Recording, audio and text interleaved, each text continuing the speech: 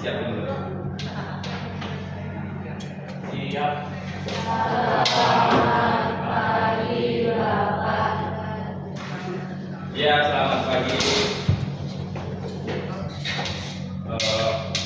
Oke anak-anak, sekarang kita berdoa terlebih dahulu ya sebelum melaksanakan pembelajaran kali ini. Ya, Bapak minta Jiko untuk berdoa. Teman-teman dan Bapak Robi, mari kita berdoa. Dalam nama Bapa dan Putra dan Roh Kudus, amin. Allah Bapa yang Maha Kasih, terima kasih atas berkat-Mu pada hari ini. Kami telah disatukan pada kelas hari ini ya Bapak. Ya Bapak, tolonglah berkati kami supaya kami dapat mengamalkan apa yang kami pelajari pada hari ini ya Bapak. Sertai kami supaya kami dapat mengenal pikiran yang Engkau telah berikan kepada umat manusia ya Bapak, supaya ciptaan umat manusia yang Engkau tolong bisa kami mengerti ya Bapak. Tolonglah sertai kami Bapak. Kami berdoa dalam pengantaran Yesus Kristus, dalam pengantaran kami. Amin. Dalam nama Bapa dan Putra dan Roh Kudus. Amin. Oke, terima kasih ya Jiko atas doa pagi kali ini. Untuk kali ini Bapak akan absen terlebih dahulu ya. Untuk yang pertama Casey, Eldri, konseling ya. Ella, Yom, Gadis, Glory, Graciela, Keja, Josephine, Josia, Ken, Lovely, Natasha, Priscilla, Sisi, Stacy, dan Jiko. Oke, berarti ada semua ya. Nah, pada pembelajaran kali ini kita akan mengenal apa yang namanya itu AI. Ya, tetapi dalam penyebutan AI ini di Indonesia, pemerintah memberikan nama KA, yaitu kecerdasan artifisial. Ya, sebelum kita ke pembelajaran, kita akan adakan dulu ice breaking ya.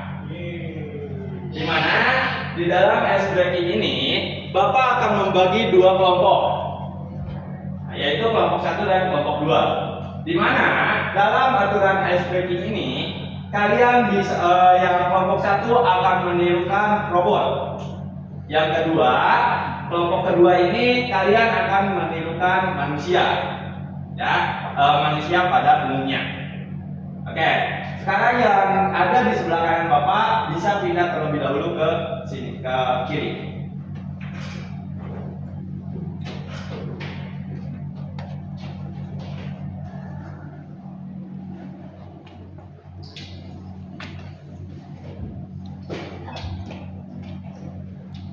Oke, semuanya bisa berdiri ya. Kalian bisa ada di kiri atau di kanan. Nanti Bapak buat dua kelompoknya kiri dan kanan ya. Kalian bisa bebas mau yang di kiri atau di kanan.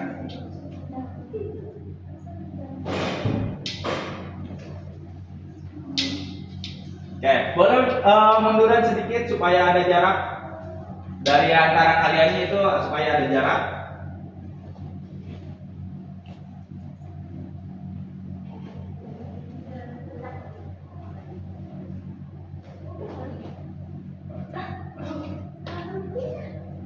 Nah, oke, di sini nanti kalian peragakan yang sebelah kiri ini adalah robot, yang sebelah kanan ini adalah manusia. Ya, ketika nanti Bapak perintahkan kalian untuk berjalan, ya, yang sebelah kiri berjalan seperti robot dan yang sebelah kanan berjalan seperti manusia. Begitupun nanti sesuai dengan perintah Bapak ya. Oke, kita mulai. Yang kiri ingat ya, yang kiri robot, yang kanan manusia. Yang kiri dari Bapak robot, yang kanan dari Bapak manusia. Oke?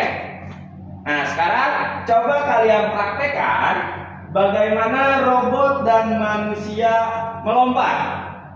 Satu, belum. Satu, dua, tiga. Oke, seperti itu.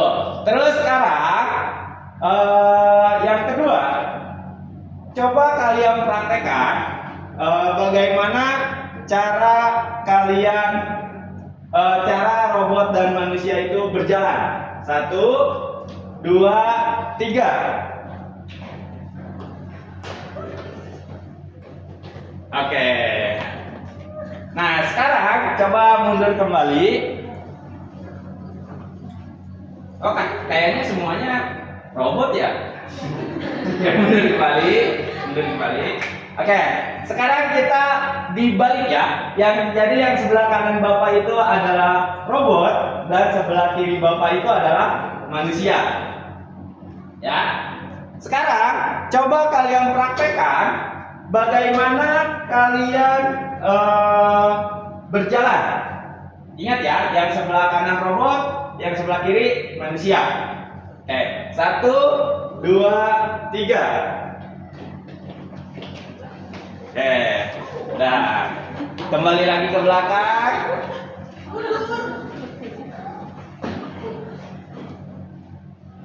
Nah, sekarang coba kalian praktekkan. Ingat ya, yang kanan robot, kiri manusia. Bagaimana kalian melompat? 1, 2, 3. Oke. Yang terakhir ya. Yang terakhir ini bagaimana ingat ya, kanan robot, kiri manusia. Bagaimana caranya robot dan manusia melambaikan tangan? Ya. 1, 2, 3. Oke, terima kasih. Tepuk tangan dulu. Oke, sebelumnya silakan duduk kembali.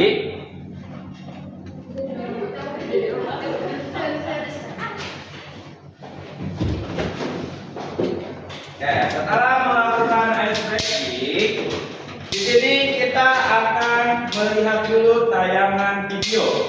Ya, di mana tayangan video ini mengenai tentang kecerdasan artifisial. Oke, di sini Bapak akan jalankan.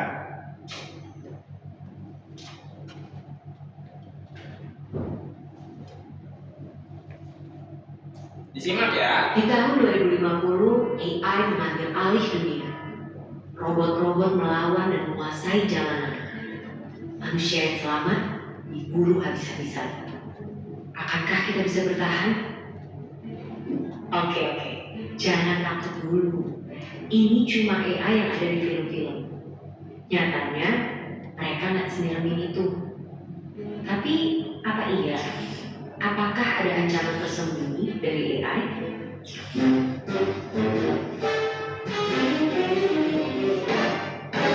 Sebelum ke situ, ayo kenalan sama mereka. Simpelnya banget, AI adalah program yang didesain untuk berpikir dan ngambil tindakan kayak manusia.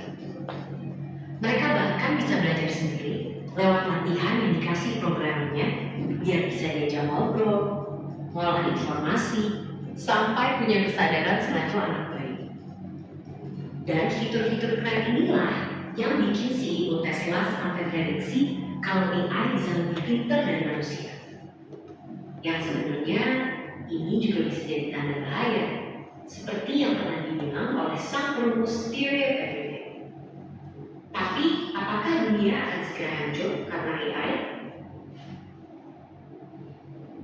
Ternyata udah juga.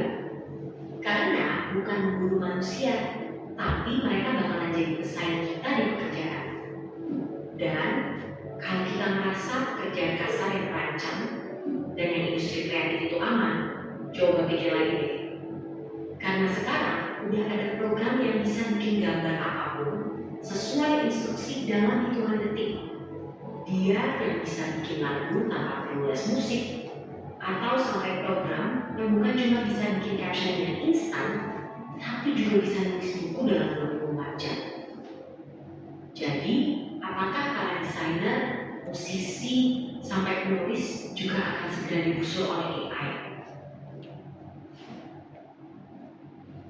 Ya, AI emang bisa jadi pesaing manusia, tapi bukan berarti kita akan langsung kehilangan pekerjaan gitu aja. Karena ibarat obeng atau kalkulator, AI juga alat yang diciptain untuk membantu kita. Biar pekerjaan kita lebih cepat selesai, nggak makan banyak tenaga, dan hasilnya lebih banyak barang. Dan walaupun AI udah berkembang pesat, mereka juga tentunya belum bisa nyaingin kreativitas kita. Apalagi rasa simpati dan empati.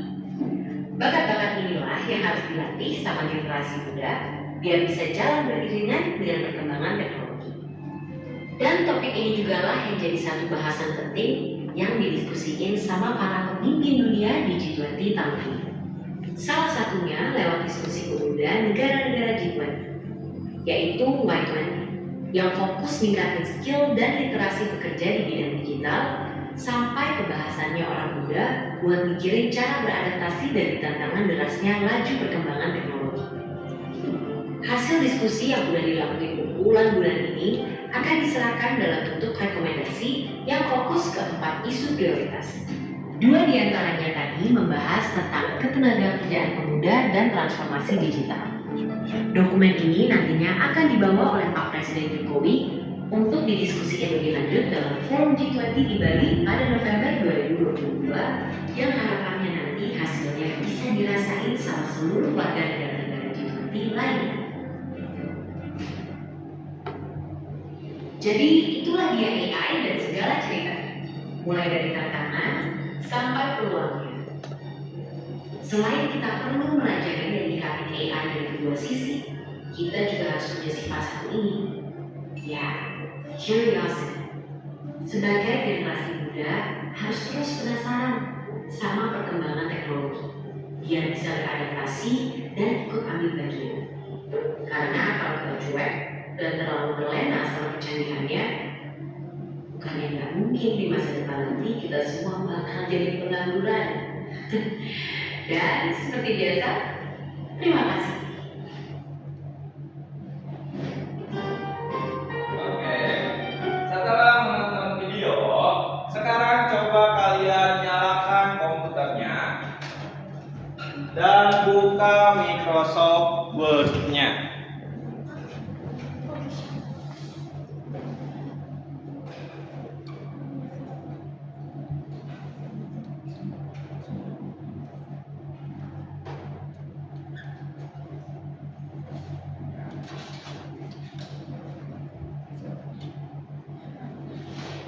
Semua coba dibuka Microsoft Word-nya, ya.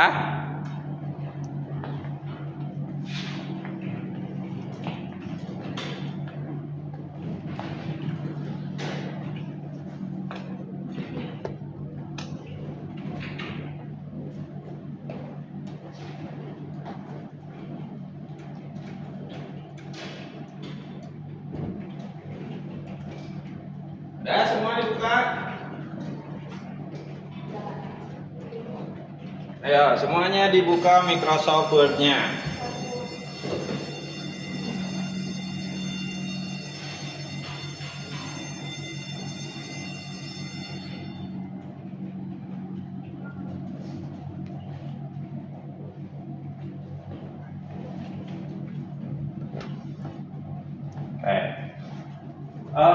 Setelah menonton video tadi, ya, sekarang coba kalian tuliskan apa itu AI. Menurut kalian ya, apa itu kecerdasan artifisial atau AI? Ya, silakan diketik terlebih dahulu.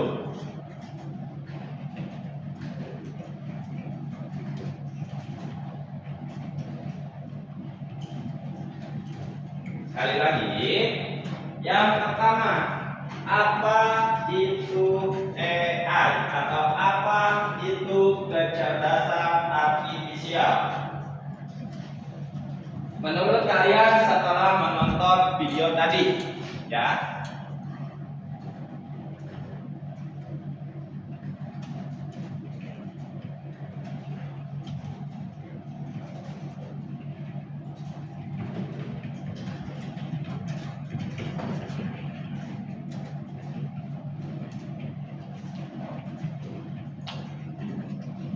Ya, sekali lagi, apa itu kecerdasan artifisial menurut kalian masing-masing ya?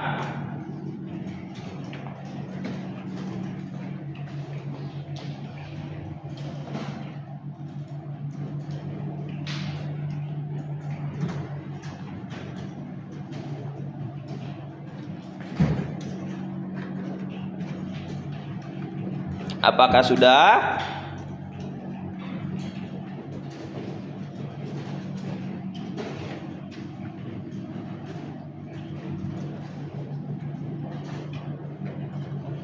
Apa itu AI atau apa itu KA?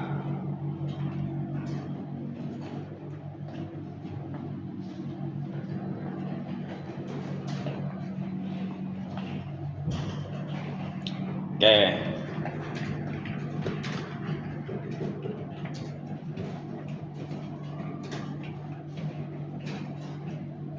Apakah sudah selesai? Nah, yang kedua, ya, menurut kalian bagaimana sih cara kerja dari kecerdasan artifisial? Ya, bagaimana sih cara kerja dari kecerdasan artifisial?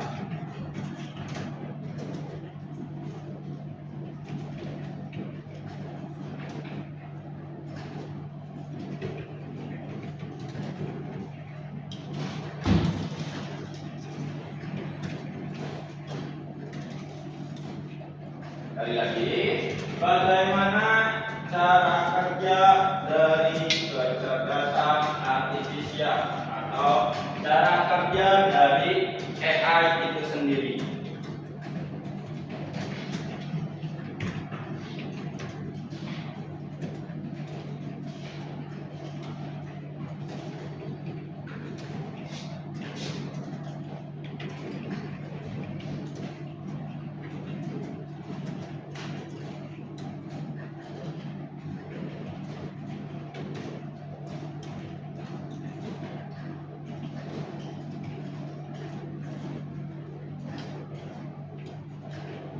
Sudah?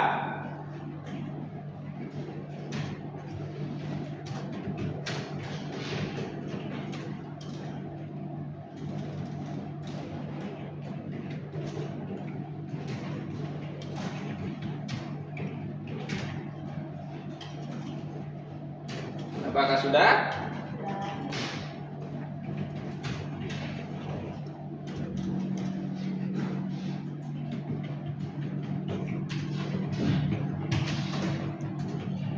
Kalau udah, sekarang yang ketiga. Yang ketiga pertanyaannya, apakah kecerdasan artifisial atau AI ini bisa menggantikan semua pekerjaan manusia? Ya, sekali lagi, apakah kecerdasan artifisial ini bisa menggantikan semua pekerjaan manusia? Ya.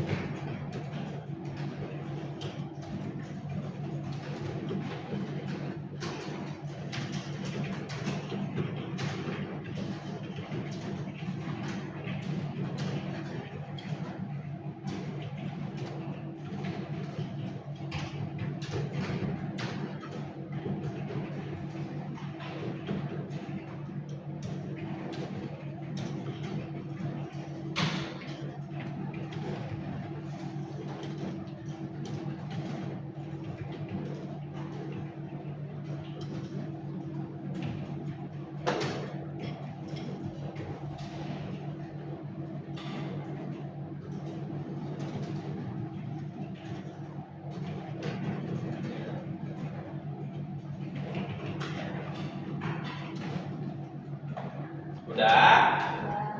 Oke. Jawabannya disimpan terlebih dahulu ya. Nanti kita akan merefleksikan pembelajaran kali ini mengenai tentang AI ini atau tentang kecerdasan artifisial ini, ya. Oke, kalau sudah, di sini Bapak akan jelaskan dulu sedikit apa itu kecerdasan artifisial atau apa itu AI, ya. Nah, kecerdasan artifisial atau disingkat dengan KA atau artificial intelligence, kalau disingkat itu AI. Nah, pertama kali diperkenalkan pada lokarian Dartmouth College. Nah, pada tahun berapa? Pada tahun 1956, ya. Nah, di sini pada Dartmouth College ini oleh siapa pertama kali diperkenalkannya? Oleh John McCarthy, ya, dan koleganya. Nah, di mana mereka mendefinisikan bahwa kecerdasan artifisial ini, ya, adalah ilmu dan rekayasa dalam menciptakan sebuah mesin cerdas. Ya, sejak saat itu konsep ini dan penerapannya itu mengalami evolusi yang sangat signifikan. Nah, sejalan dengan perkembangan dari teknologi dan komputer tersebut. Nah, jadi kecerdasan artifisial itu secara singkatnya adalah ilmu rekayasa yang menciptakan sebuah mesin cerdas. Ya. Bisa dipahami? Ya. Oke, selanjutnya kita akan ke pembelajaran selanjutnya, yaitu tentang evolusi dan tipe dari kecerdasan artifisial. Ya. Di mana dalam evolusi ini dibagi menjadi tiga, ya. Menjadi tiga evolusi atau tiga era. Di mana yang pertama itu ada era simbolik, yang kedua itu ada era pembelajaran mesin, dan yang ketiga itu adalah era deep learning. Ya, di mana dalam era simbolik ini kita AI ini atau kecerdasan artifisial ini hanya mengandalkan logika dan aturan sesuai dengan manusia atau sesuai dengan pikiran manusia. Contohnya seperti apa? Contohnya itu, apakah kalian tahu sistem Pakar? Tidak tahu sistem Pakar? Oke. Contohnya singkatnya itu, ketika kalian pergi ke rumah sakit atau pergi ke klinik, ada sebuah dokter yang mendiagnosa kalian. Ya, kalian itu sakit apa? Itu nanti didiagnosa. Contohnya, dokter ini menanyakan, apakah ada yang terasa di badan kalian itu seperti panas atau apa? Nah, nanti kalian menjawab ya. Nah, berarti nanti itu dokter itu mendiagnosa. Ya, mendiagnosa. Jadi nanti semakin banyak pertanyaan, semakin akurat jawabannya atau semakin akurat penyakitnya, ya. Itu pada era simbolik. Nah, sekarang yang kedua, pada pembelajaran mesin. Kecerdasan artifisial ini belajar dari data tanpa pemrograman yang eksplisit. Contohnya, apakah kalian tahu email? Tahu? Nah, setelah itu di dalam email, apakah kalian tahu ada spam di bagian email? Ya. Nah, spam itu bagian dari pembelajaran mesin. Jadi email itu tahu mana itu spam, mana itu message biasa. Ya. Itu menggunakan pembelajaran mesin.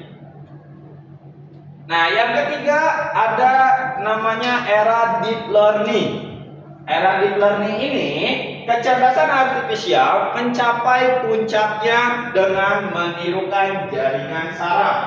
Jaringan saraf apa? Jaringan saraf manusia atau jaringan saraf tiruan yang seperti dengan manusia.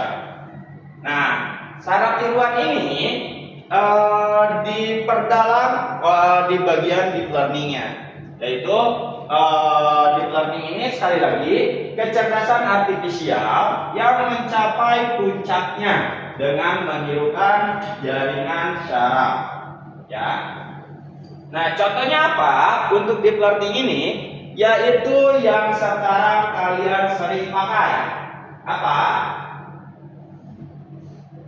ChatGPT, ya. ChatGPT itu masuknya kepada era deep learning, ya.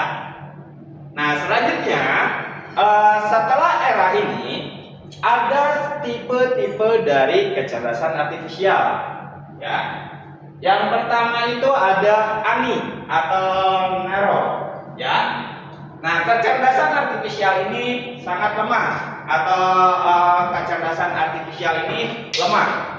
Nah, kenapa lemah? Karena hanya mencapai kemampuan manusia yang super. Nah, kenapa sih kan manusia yang super itu ibaratnya tinggi kan? Nah, di sini ada kelemahannya. Kenapa? ANI ini disebut dengan kecerdasan artifisial yang lemah. Nah, karena walaupun dia mencapai kemampuan manusia yang super, namun hanya satu tugas tertentu. Jadi supernya itu hanya satu tugas tertentu, ya, tidak berbagai macam tugas.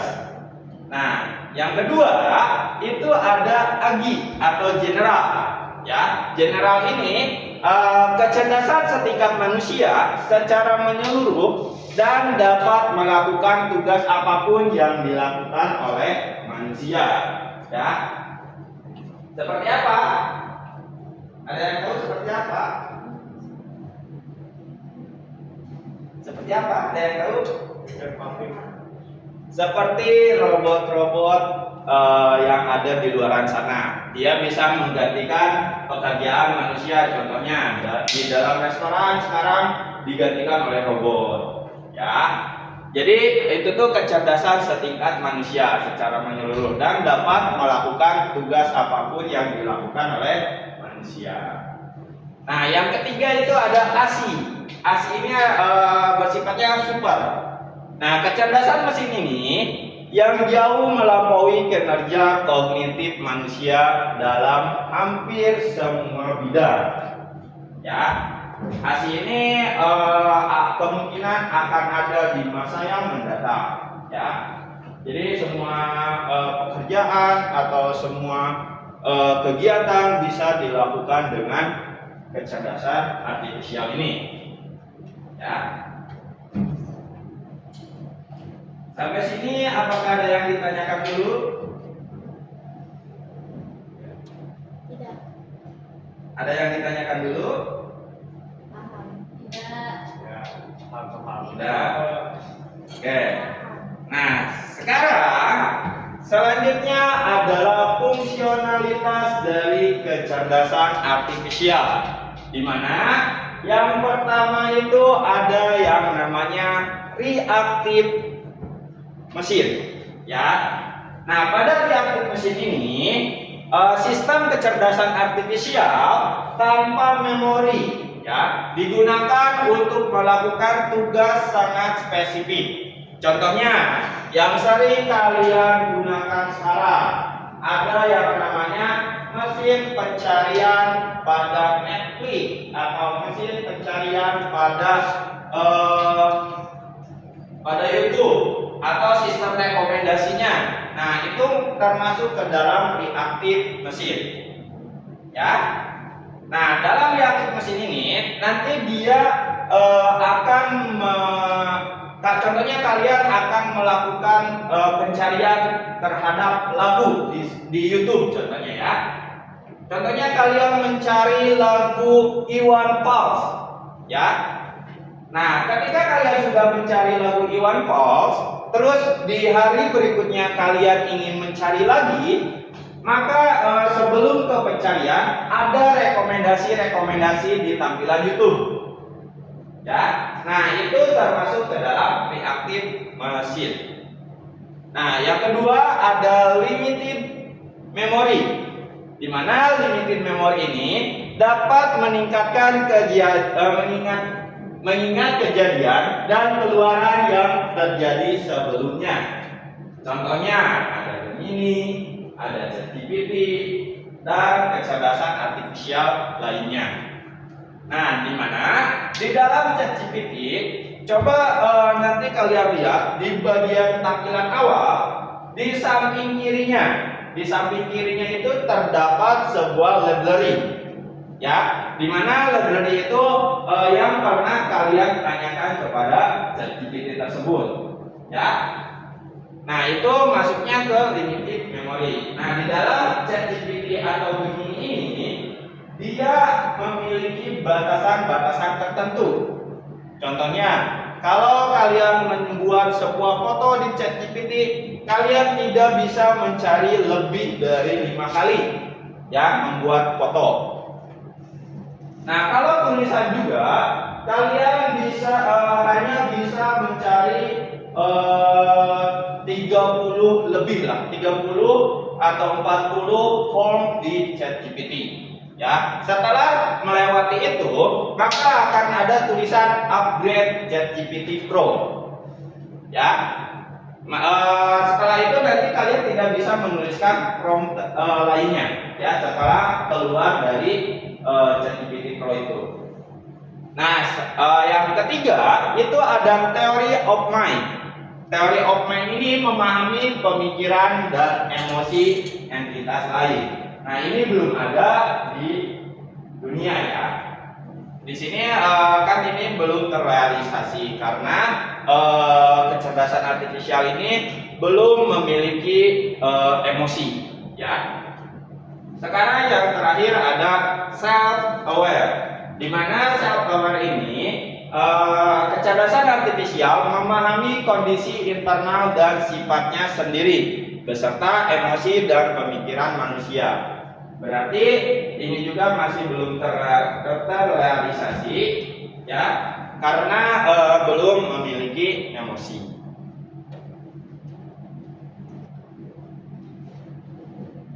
Nah, selanjutnya ada karakteristik dari kecerdasan artifisial ya, di mana karakteristiknya itu yang pertama, kecerdasan artifisial ini belajar dari data ya. Sekali lagi, kecerdasan artifisial ini belajar dari data.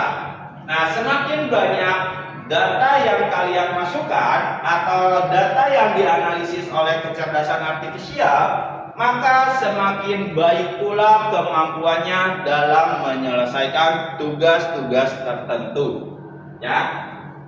Sekali lagi, semakin banyak kalian memberikan data pada kecerdasan artifisial, maka kecerdasan artifisial ini juga semakin baik pada kemampuannya dalam menyelesaikan tugas-tugasnya. Nah, yang kedua karakteristiknya itu adalah adaptif dan terus berkembang secara bertahap. Nah, ini dirancang dari pengalaman kalian. Ini dirancang dari pengalaman kalian. Ada yang benar? Halo. Oke, sekali lagi, untuk karakteristik yang kedua ini adaptif dan terus berkembang, ya, dirancang untuk belajar dari pengalaman, termasuk dari kesalahan yang pernah dibuatnya, ya. Jadi ada kesalahan nih yang kalian yang kecerdasan artifisial ini terbuat, maka dia akan belajar, ya. Nah, karakteristik yang ketiga, bekerja menggunakan algoritma dan model prediktif, di mana serangkaian aturan dan prosedur matematis yang digunakan untuk memproses sebuah data dan menghasilkan prediksi. Ya, ingat ya, karakteristiknya seperti ini.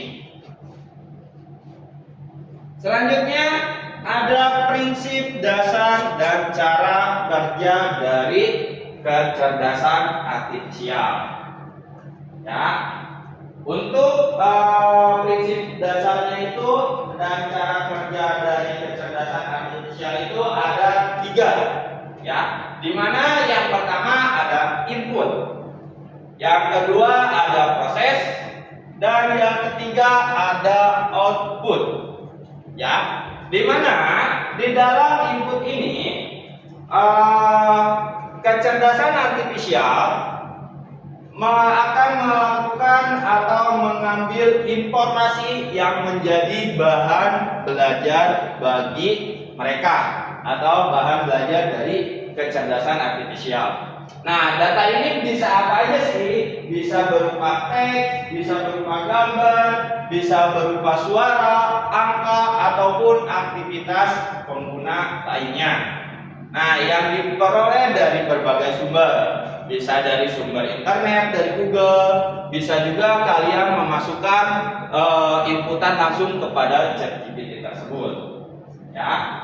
Nah, yang kedua ada yang namanya proses, di mana proses ini dinamakan dengan pelatihan model. Ya, pada pelatihan model ini kecerdasan artifisial menggunakan algoritma pembelajaran mesin, ya, atau pembelajaran mendalam, di mana kedua ini untuk mengenali pola dari data yang telah dikumpulkan. Jadi yang proses ini dia akan mengambil data dari inputan kalian, ya. Contohnya dari ChatGPT, kalian apakah yang dimaksud dengan kecerdasan artifisial? Nah, kalian masukkan di ChatGPT itu kecerdasan artifisial bla bla bla bla bla bla bla. Maka dia akan diproses menjadi bahan ajar bagi mereka, ya. Itu untuk proses. Sekarang untuk yang terakhir itu adalah output atau menghasilkan hasil. Di mana di bagian output ini kecerdasan artifisial mulai menerapkan apa yang telah dipelajarinya, ya, akan memberikan hasil seperti menebak gambar, memberikan rekomendasi, atau membuat sebuah keputusan. Contohnya dalam Spotify, terus dalam Netflix, dan lain-lain. Nanti tadi kan udah disinggung ya. Contoh yang pertama itu dari Netflix atau YouTube untuk mencari bahan apa. Nanti dia setelah kalian di hari berikutnya, dia akan merekomendasikan video-video yang berkaitan dengan pencarian kalian di hari kemarin, ya.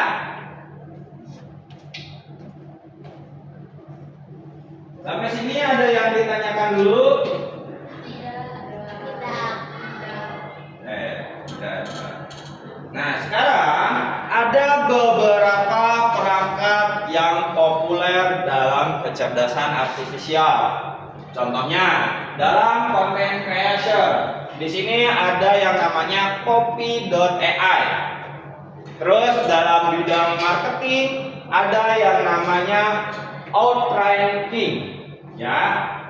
Untuk produser, untuk desain tools itu ada beautiful.ai dan sebagainya, ya.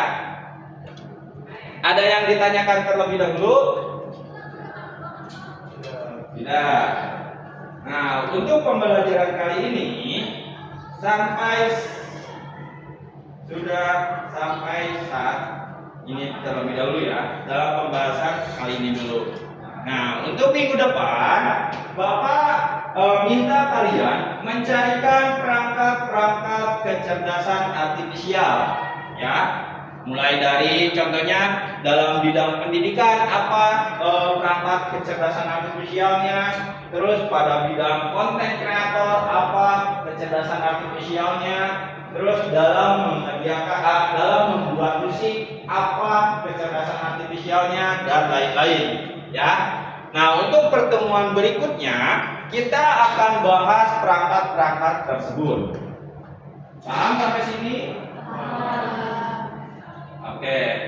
Kalau paham, setelah pembelajaran ini Sekarang Bapak minta kalian tuliskan lagi di Microsoft Word, ya. Baru Pak. Setelah di tempat yang sama saja, di bawahnya. Nah, setelah pembelajaran kali ini, coba kalian tuliskan apa itu AI, ya. Tadi kan setelah menonton video, AI itu bagaimana? Nah, setelah Bapak jelasin tadi di depan, AI itu apa?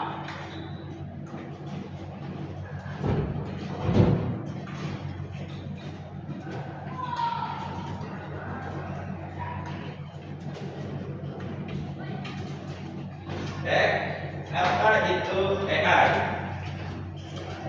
Atau apa itu kecerdasan artifisial?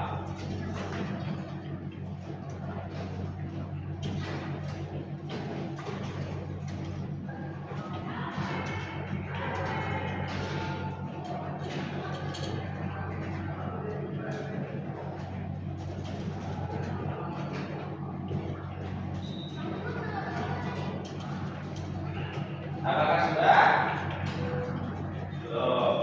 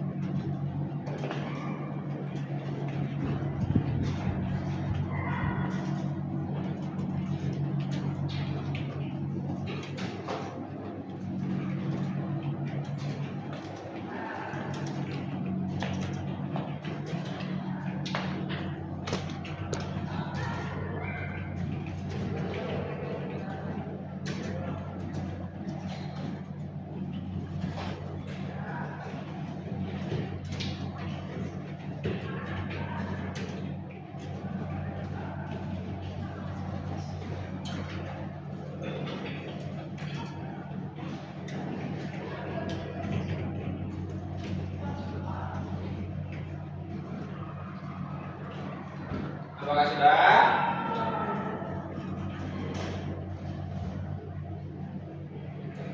Kalau udah, yang kedua, bagaimana cara kerja kecerdasan artifisial setelah Bapak jelaskan tadi, ya?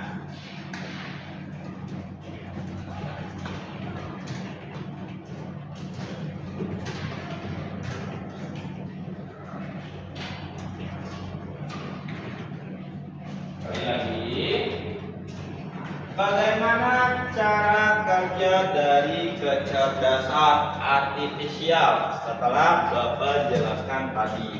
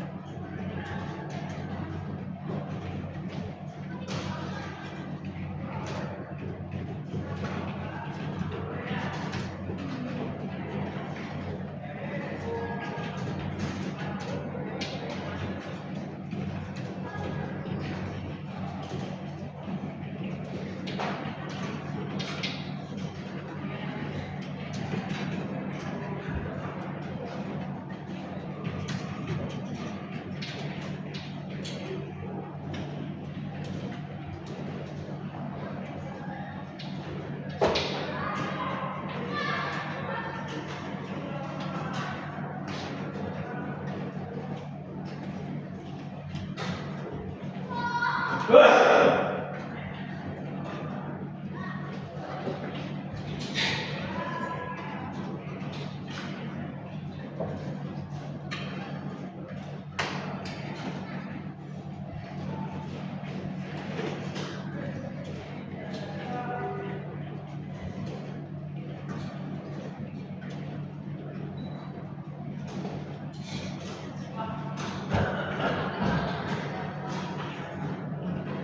Udah. Oke, yang terakhir. Sama seperti pertanyaan yang ketiga tadi ya di dalam video. Apakah kecerdasan artifisial ini bisa menggantikan seluruh pekerjaan manusia atau tidak? Ya. Setelah tadi dari fungsionalitas kecerdasan artifisial, menurut kalian apakah kecerdasan artifisial ini bisa menggantikan seluruh pekerjaan manusia? Ya.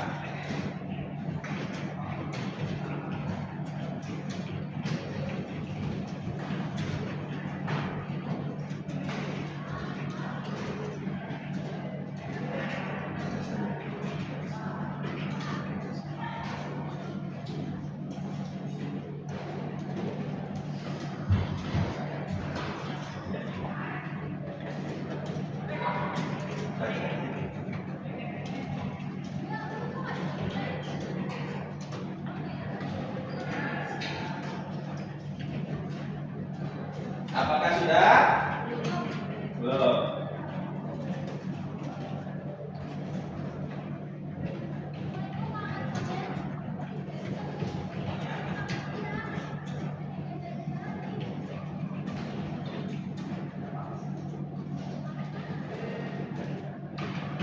Apakah sudah?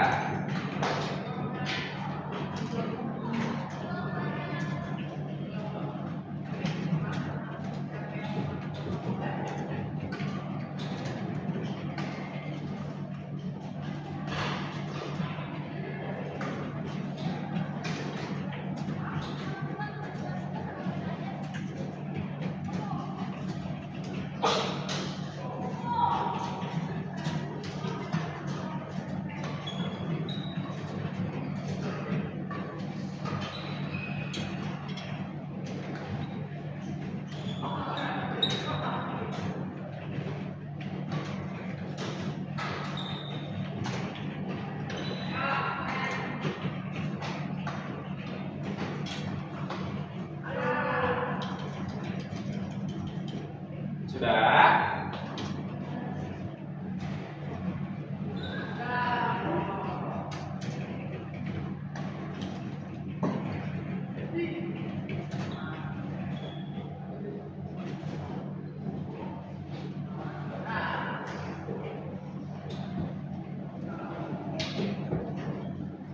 Sudah belum? Udah. Oke, kalau udah, di sini Bapak minta satu orang untuk mempresentasikan hasil dari refleksi kalian ya, setelah melihat video dan setelah Bapak jelaskan. Bapak minta untuk gadis untuk mempresentasikannya. Ya. Dari video dulu ya, yang dari video kamu jelasin apa AI menurut kamu? AI adalah kecerdasan teknologi yang dibuat untuk melawan dan berinformasi dalam melakukan pekerjaannya. Ya, terus cara kerjanya? Kerjanya dengan menerima informasi lalu memproses menjadi sebuah hal yang dibutuhkan. Oke. Terus apakah AI bisa menggantikan seluruh pekerjaan manusia? AI tidak dapat menggantikan manusia, tapi AI bisa saja menggantikan pekerjaan manusia, dan manusia perlu belajar lagi untuk lebih keras agar bisa bersaing dengan teknologi yang ada. Oke. Nah, itu kan tadi setelah melihat videonya ya.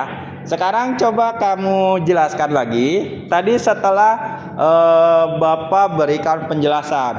Apa itu AI? AI adalah teknologi mesin yang menghasilkan ilmu rekayasa dan menerima informasi. Ya. Terus cara kerjanya seperti apa? Cara kerjanya dengan menyerap informasi atau di input itu, lalu mengeluarkan itu sebagai pembelajaran untuk AI itu sendiri ke depannya output. Ya. Yang terakhir, apakah AI bisa menggantikan seluruh pekerjaan manusia? AI bisa saja menggantikan pekerjaan manusia, tapi AI juga memiliki keterbatasan. Oke, terima kasih Gladys. Tepuk tangan dong untuk temannya.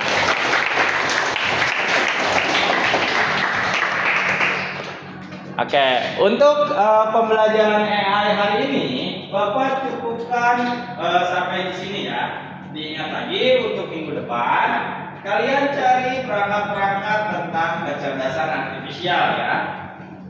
Oke, terima kasih semuanya. Oke, siapin terlebih dahulu ya sebelum kalian pergi lagi ke kelas. Siap.